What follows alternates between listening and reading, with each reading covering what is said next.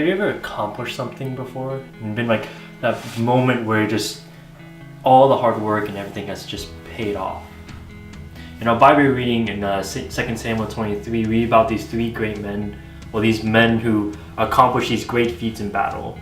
One of these men who, when everyone around him retreated, he stood and fought the Philistines to the point where his sword was frozen to his hand. And then by the time his allies came back, it was just to strip the dead.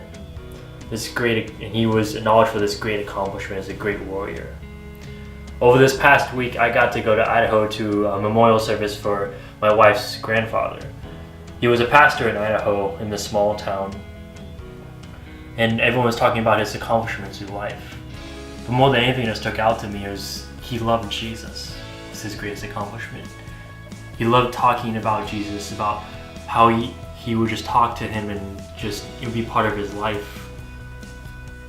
And you could see the impact that he had around. The pastor currently at the church is one of his students, the youth pastor there, and his wife both used to go to camp with him all the time. He would invest so much into the next generation. It was great seeing from a youth pastor just to see just all the years of his ministry come to life just with the seeds he'd sowed. And that accomplishment he had after his life as he was ready to go home to see Jesus.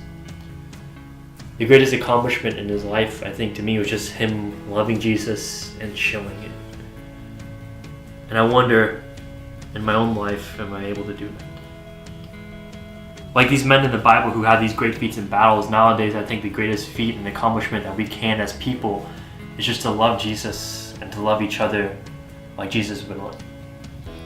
And sometimes that can be hard with just focusing on our own lives.